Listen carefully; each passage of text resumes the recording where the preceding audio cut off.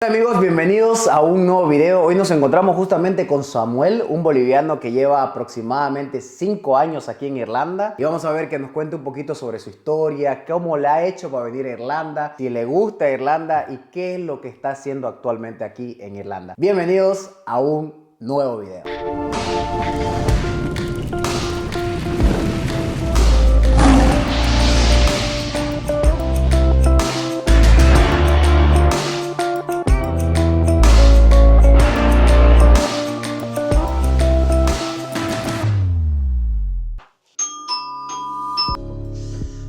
¿Qué tal?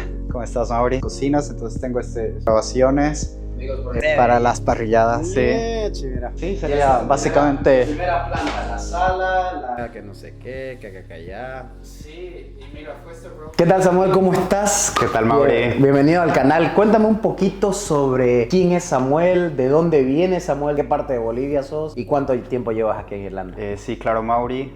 Mira, yo soy de La Paz. Llevo, como dijiste, casi ya 5 años aquí en Irlanda. Actualmente me dedico a la contabilidad, soy contador. ¿Y qué hacías en Bolivia? En Bolivia, mira, yo estudié ingeniería financiera. Estuve como un año trabajando en ASFI, hice internships en bancos. Esa fue como mi experiencia antes de llegar a Irlanda. Pero yo vi que había bastante demanda en contabilidad y dije, ok, me lanzo a hacer una maestría y vamos a ver qué tal nos va. Entonces fue más o menos que yo escogí por la demanda de trabajo que había y el camino para llegar a lo que aquí dicen la residencia permanente. ¿Y cómo tomaste la decisión de venirte a Irlanda? En Bolivia, justamente cuando estaba por venir, estaba trabajando en ASFI. Era justamente cuando había un gobierno de transición, antes de que volviera el MAS. Hicieron un examen para diferentes universidades, yo entré a trabajar ahí y ya cuando tenían que escogernos, pues cambió el gobierno. La gente que estaba ahí, pues obviamente los que recién habían entrado, no pudimos quedarnos. Yo estaba esperando mi título, había sido egresado, solo era ese trámite más, nos llegó la pandemia. Entonces yo vi como que esa exclusión solo por pertenecer o no a un partido político, yo vi como que no era la mejor tal vez oportunidad en Bolivia. A mí me gustaba mucho ese trabajo, era un trabajo en el que podías viajar en Bolivia, pero podías viajar. Entonces eso yo creo que me llevó a la decisión de ir a Irlanda. Mis papás me decían en el exterior como que valoran tal vez un poco más, es más meritocracia que escoger a dedo. Entonces dije, ok, vamos a darle un chance. En el peor de los casos me regreso a Bolivia. Entonces yo creo que ese ha sido el Samuel que ha tomado la decisión de emigrar. ¿Cómo fue esa decisión de venir? O sea, ¿por qué Irlanda? Tú, no sé, ¿te apareció un video? ¿O de cómo nació esa curiosidad sobre Irlanda? Yo siempre tenía la intención de, si voy a emigrar, que sea un país donde tenga buenas políticas migratorias. Yo estaba mirando toda mi carrera universitaria a Canadá, entonces ya al momento de mirar así los requisitos y todo, hablé con agencias y estas agencias me dijeron, ok, Canadá, este es el proceso. Y una de esas agencias me habló de Irlanda, me dijo, tú puedes estudiar 2 años de maestría en Canadá y después tienes un año de permiso de trabajo. Irlanda es al revés, tú escoges una maestría, la haces por un año y después tienes 2 años para trabajar legalmente a tiempo completo, lo que te da pie a que busques una empresa que te sponsoree, tengas una visa de trabajo y de ahí, si es critical skills, tengas el permiso permanente. Entonces yo dije, ok, Irlanda, pero me animé como a último momento el mismo año y dije, solo por la política migratoria y porque se hablaba inglés, dije, ok, vamos a intentarlo. Y ahí fue cuando empecé a buscar que la contabilidad y todo, o sea, demanda. ¿viniste con una maestría o viniste con los cursos de inglés? Vine directo a la maestría. Perfecto, o sea, tu nivel de inglés estaba bien. Yo diría que sí, no era el mejor inglés. Yo vine con un examen Duolingo que lo empezaron a aceptar después de la pandemia, pero fue suficiente. Entonces yo creo que aquí, cuando ya empecé a trabajar, empecé la maestría, el nivel de inglés yo te diría que sí, era bastante bueno. Para entender el acento irlandés, sí. Debe ser buenísimo, man. Sí, bueno, ahora está mi oído tal vez más afinado después de 5 años, pero sí, en ese momento yo creo que llegué con un buen nivel. Bueno, y coméntame acá tu vida en Irlanda. ¿Cómo comenzaste en Irlanda? O sea, estabas estudiando la maestría, estabas trabajando. Cuando llegué a Irlanda hice todos mis trámites, PPS, cuenta de banco. Yo estaba buscando trabajos y quería uno así que me quede muy cerca y vi un restaurante. Alguien me había dicho de que si trabajabas en cocina pues tenías comida. Entonces empecé como lo que llaman aquí kitchen porter. Estuve como un mes porque la verdad... ¿Qué es kitchen porter? Para los que no saben qué es kitchen porter. Ayudante de cocina. Estaba en una hamburguesería, era de comida rápida, pero la verdad es de que no me gustó mucho. Aguanté como un mes. Ya el tiempo que estuve de maestría, lo que yo diría que fue mi trabajo part-time de estudiante fue ser home carer, que es cuidando personas de la tercera edad, personas vulnerables, algunos que incluso tienen algún tipo de daño mental. Entonces yo te diría que 7 meses mientras estaba la maestría trabajaba así. Viajabas mucho porque tú ibas a las casas, a las familias, entonces me conocí como todo el sur de Dublín. Yo te diría fue un trabajo de mucha bendición, veía familias, personas, ahí me di cuenta de que Irlanda era el lugar indicado porque podía ver la amabilidad de los irlandeses, yo podía ver cómo trataban a sus seres queridos que estaban vulnerables, cómo me trataban a mí, que yo trabajaba, era un externo. Entonces la verdad es de que en ese trabajo me hicieron sentir muy bien, pese a que no era de mi profesión. ¿Y cómo hiciste para entrar a trabajar de eso? Mira, yo postulé, me apareció en Facebook, me acuerdo, o LinkedIn. Este es el mejor trabajo para estudiantes porque tú escogías los horarios y la paga era buena. Entonces yo postulé y en mi currículum, yo siempre para cada trabajo trataba de adaptar mi currículum.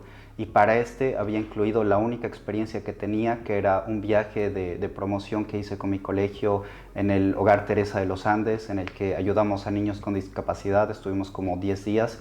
Eso fue lo que incluí, entonces eso fue lo que en la entrevista cuando me llamaron era lo único que tenía para defenderme, porque yo no tenía experiencia con personas de la tercera edad, personas vulnerables. Ese voluntariado fue lo único que me abrió puerta en ese trabajo. Y así, como esta experiencia, tengo varias con los demás trabajos de cómo cosas de Bolivia puedes rescatar. Obviamente lo que haces en Irlanda pesa más, pero como cosas que has hecho durante toda tu vida que en un momento piensas que no van a contar, pues sí cuentan, sí van a tener una influencia. ¿Has tenido alguna experiencia que te ha hecho querer volver a Bolivia? Yo creo que el evento más duro que he tenido que enfrentar aquí en Irlanda fue cuando perdí un ser querido. Mi abuelita falleció justo el día de mi graduación de maestría. Gracias a Dios yo no estaba solo, mi mamá estaba aquí conmigo, era su mamá la que falleció. Entonces en ese momento yo siento que tuve que ser fuerte. Ella no sabía si quedarse, no sabía si volver, como que ese día era justo después de mi graduación, entonces fue un día un poco agridulce. Yo creo que en ese momento es cuando pensé, claro, tengo gente mayor en Bolivia, tengo mi abuelo, tengo mi papá, entonces sí me había planteado la idea tal vez de volver. Pero había recién terminado la maestría, estaba empezando con la UNOG, con un trabajo que ya había tenido de Ahí contador. estabas empezando a buscar trabajo acerca de tu maestría. Gracias a Dios, cuando terminé mis exámenes antes de mi graduación ya había asegurado un trabajo como contador. Era lo más entry level, era trainee accountant. Yo terminé como en mayo y en julio, incluso con Stamp 2, empecé a trabajar ahí tiempo completo, porque Stamp 2 puede trabajar tiempo completo en verano. Y ya hice el cambio a 1G, pero sí, yo diría que ese momento duro fue el que me, como que un poco me desanimó. Entonces, como ya tenía ese contrato y las responsabilidades, pues claro, tenía que quedarme, pero ahí fue cuando dije, voy a tratar de ir a Bolivia lo más que pueda. Ese fin de año sí fui a Bolivia, estos 5 años he ido 3 veces ya, entonces ahora planeo ir también este año ya más prolongado, ya sin un trabajo que me obligue a regresar, que te limita a estar tal vez máximo 3-4 semanas. Ya quiero ir esta vez por un tiempo más prolongado y disfrutar la familia. Con eso lo que acabas de decir quiere decir que ya estás con el permiso en Irlanda, que eres ciudadano, se podría decir. Casi. Gracias a Dios, esta semana me llegó lo que dicen Stamp 4, la residencia permanente. Es decir, porque yo había tenido una critical skills, un permiso de trabajo, yo dependía de mi empleador. Pero ahora ya no. Ahora con esta residencia permanente, pues ya no dependo absolutamente de nada y de nadie para estar en este país. Y curiosamente, este privilegio va a ser el que me va a llevar a Bolivia y estar ahí más tiempo, poder disfrutar con la familia, ya no estar como que obligado a cumplir a una visa aquí en Irlanda. Sí. Sí, soy tranquilo. No, yo le puse el trado y bueno, ya en el otro es como que lo hice más a mi gusto. Más tarde me voy de campo. Coméntame, Samuel, un poquito dónde estamos ahorita, en qué lugar estamos ahorita, dónde estamos sentados y grabando este video. Pues Dios me bendijo hace 3 meses con una casa nueva aquí en Irlanda, que como decías, costó muchos sacrificios, cosas que obviamente no vamos a extender más en el video, pero sí, gracias a Dios, estamos en mi casa propia, ya amueblada.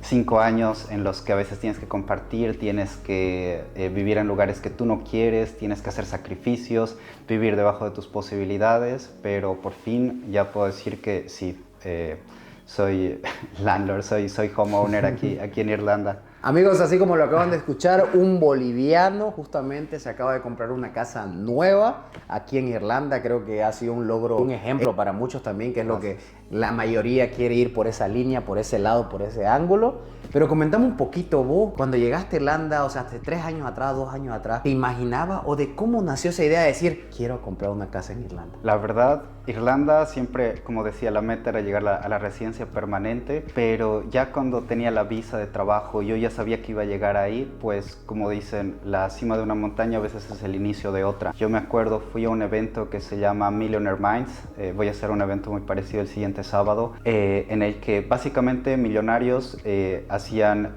decían qué hábitos tenían, qué cosas hacían que los llevaron ahí. Muchos se hicieron, no nacieron millonarios, entonces era gente quebrada que tuvo que igual trabajar muy duro para llegar hasta cierto punto, y ahí yo veía un común denominador, y era de que todos habían empezado en real estate, con casas y todo.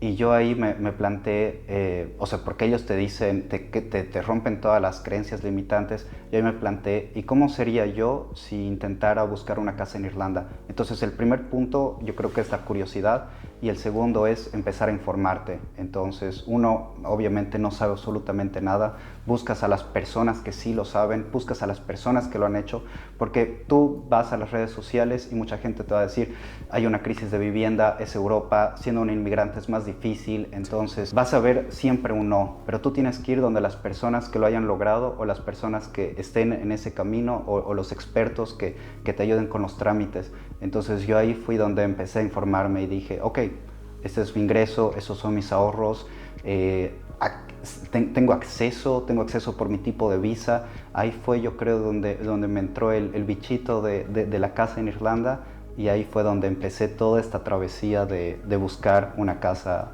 en Irlanda. Entonces me estabas comentando que el primer paso para comprarse una casa es el financiamiento. Sí. Tenés que ir al banco, el banco te tiene que dar luz verde.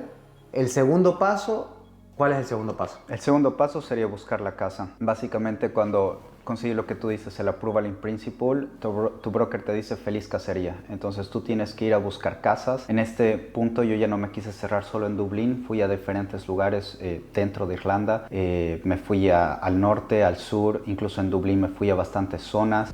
Yo creo que una buena plataforma para buscar casas, no solo para alquilar, sino también para comprar, es Daft. Ahí te da una idea, están incluso las privadas. Hay websites en donde tú entras y son estas empresas constructoras que tienen casas en diferentes partes, entonces tú les escribes, ellos te dicen, ok, puedes venir a verla a tal hora, viene más gente, igual que cuando buscas casa para alquilar, es mucha gente interesada en los lugares buenos, tal vez poca gente en los lugares más alejados, entonces tú ahí ya evalúas qué es lo mejor para ti, dónde te gustaría vivir, qué es lo más importante, y qué casa o departamento es el que se adecua a tus necesidades. ¿Qué hiciste cuando dijiste, pucha, esta es mi casa y quiero quedarme acá?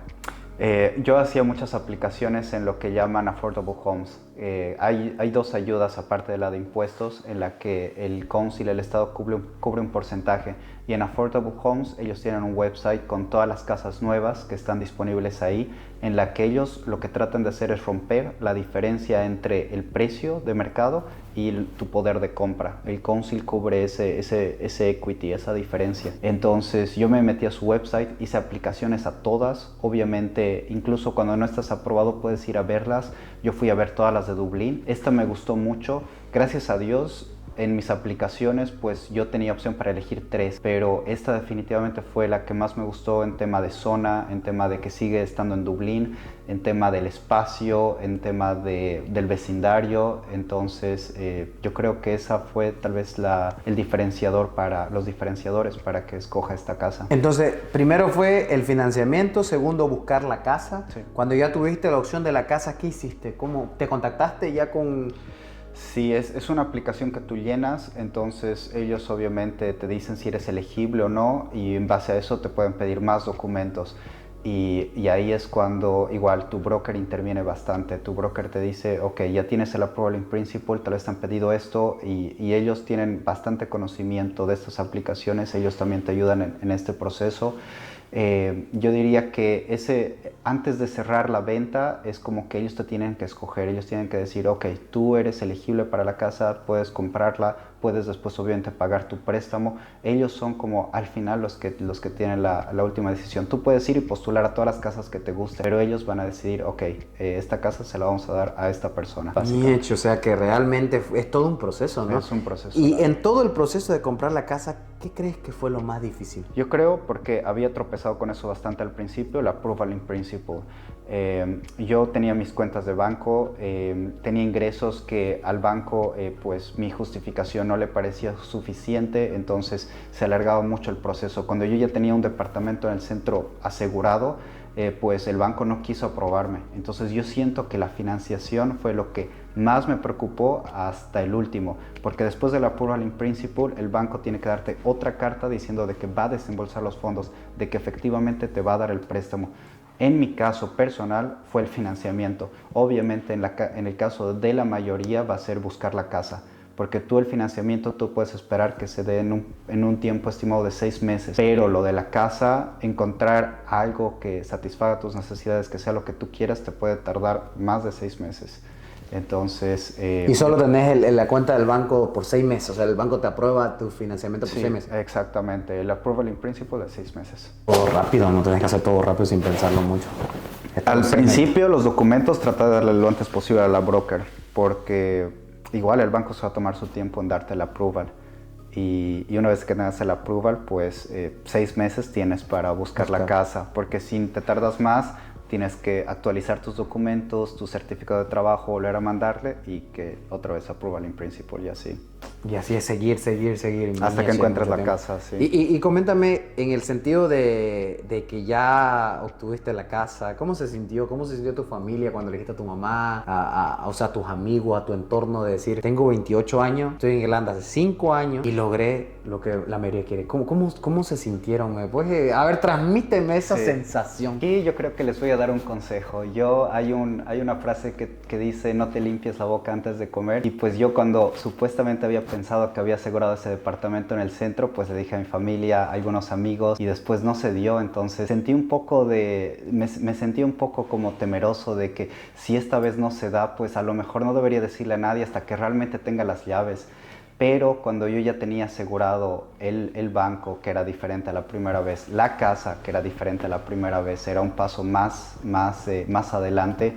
Ahí fue donde le comenté a mi familia. Obviamente mi mamá quería compartir esta alegría conmigo. Ella decidió venir a Irlanda. Es un viaje bastante largo. Ella, claro, sigue trabajando allá en Bolivia. Solo le dieron vacación por 2 semanas, pero ella era feliz de hacer todo ese viaje solo para recibir las llaves aquí conmigo, poder compartir la alegría. Yo obviamente me pedí permiso, pudimos recorrer un poco Irlanda, era su segunda vez en Irlanda, pero claro, compartir esa alegría con ella yo creo que es más satisfactorio que, como dices, tal vez lo hice antes de mis 30, lo hice solo, con la ayuda de Dios, pero tener a mi mamá, por ejemplo, aquí para compartir eso, yo creo que fue mucho más gratificante que cualquier otro mérito. Solo para sorprender a la gente, hermano, ¿es cierto y dicen que las casas en Irlanda están totalmente los precios en el cielo? Es cierto, es muy cierto para incluso un mercado europeo, para si lo quieres comparar con cualquier capital del mundo, pues sí, si evalúas el precio del metro cuadrado, pues sí está bastante sobrevalorado y es básicamente por la demanda. Mucha gente llega, mucha gente, claro, quiere tener familia, quiere tener casa, quiere tener hijos. Es una crisis que vivimos. ¿Y de qué pasó, Samuel? ¿Te das cuenta tu primera casa? Describiendo el primer lugar donde llegaste acá en Irlanda. Ahí tal vez fui bendecido. Yo porque estaba viniendo después de la pandemia, tuve que estar en cuarentena un tiempo, escogí una acomodación de estudiantes que era buenísima. Tenías tu cuarto propio, tu baño propio, compartías la cocina con otros estudiantes, entonces el primer mes la pasé increíble. Y ahí yo tenía la decisión de me quedo aquí, sigo pagando 1000 euros cada mes y la sigo pasando bien, o me voy a un lugar que esté por debajo de mis posibilidades, que me permita ahorrar y en el futuro, si Dios quiere, tener una casa propia. Y pues opté por lo segundo. Me fui a un cuarto donde compartía con otras 2 personas. Era un departamento pequeño de 2 habitaciones. En la otra habitación había otra persona. En el sofá había alguien más durmiendo. Era un lugar bastante pequeño donde vivíamos tantos, pero yo tenía siempre la idea de este sacrificio que estoy haciendo ahora va a valer la pena en algún punto. Y pues ahora sí. Hermano, la verdad creo que me siento muy feliz por vos. Ya sabemos todo, no, todavía, y creo que no vamos a terminar este video que me contes todo lo que has pasado. Los 5 años que has estado en Irlanda, la verdad siento que cada uno tiene una historia que contar. Y me imagino que tú has pasado demasiadas cosas para llegar donde estás ahora. Y me imagino que la felicidad que sentís de llegar a tu casa y recorrerla, caminar, subir, bajar. Y mirás al Samuel de hace 3 años atrás, 2 años atrás y decís, pucha, esa sensación de decir, lo logré. Y creo que es la meta de muchos. O sea, te lo digo yo porque yo estoy en camino y te digo, es la meta de muchos a lo que tú ya has logrado. Y me imagino que muchos se deben sentir como que, pucha, si él lo logró, lo tengo que lograr yo y seguir ese ejemplo y decir, pucha, se puede, o sea, sí se puede, aunque estamos en un país que no es nuestro, poco a poco vayamos llamándolo hogar, pero comenzar de cero en un país a tus 23 años, porque hace 5 años cuando llegaste 23 años, ahora 28, felicidades. Gracias. De verdad que me siento orgulloso, te lo digo de verdad como boliviano, ver a otro boliviano que está logrando su objetivo, yo me siento muy feliz, me siento muy orgulloso. Entonces, despídete a todos los que nos están viendo, a todos los que del logro que has tenido, porque realmente siento que algunas personas van a buscar este video y sorprenderse de que un boliviano, un extranjero se haya comprado una casa, así que toda tuya.